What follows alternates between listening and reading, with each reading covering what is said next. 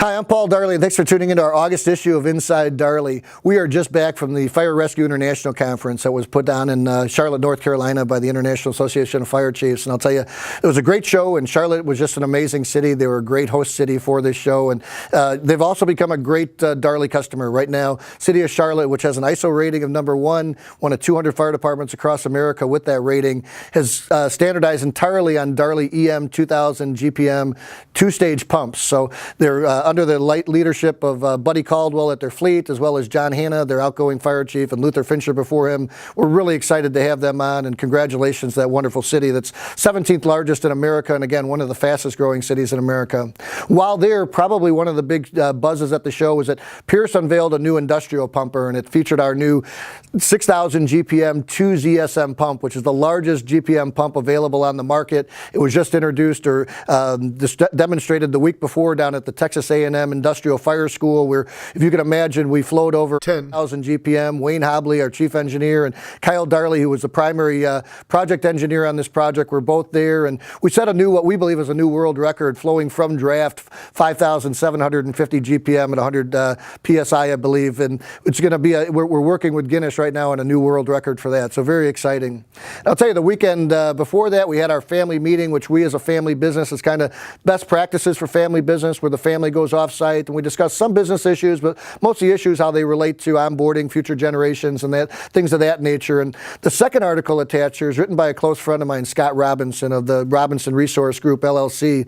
And Scott actually, the article is called Relatively Speaking. It's 5 family business strategies that all companies can leverage. And it talks about, here's 5 things that family businesses do that publicly traded companies or non-family businesses should look to embrace. And number 1 is maintaining and sticking with a long-term vision and being financially conservative.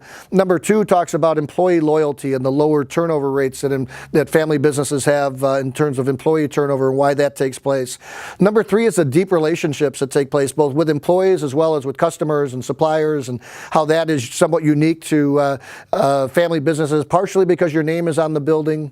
Number 4 is the maintaining a consistent leadership and how that helps family businesses. And typically in publicly traded companies, CEOs are typically around for just about 5 years compared to, on average, about 20 years for family businesses. And lastly, he talks about what he calls practicing strategic patience. And in this case, it means, look, you stay with new business initiatives longer because, you're not reporting to Wall Street on a quarterly basis. We have the ability to stay with maybe initiatives that right out of the box are slow to develop. We can stay with those longer, and that proves to be worthwhile. So you might want to check that out. And the last attachment that you might want to check out and perhaps share with the people in your office is 15 email etiquette rules that every professional should know. And it obviously talks about, look, not replying all, and it's from Business Insider magazine. And I would probably add a couple to this. And one is, look, if you're on the CC line, you're not expected to reply. You're kind of in there for information only.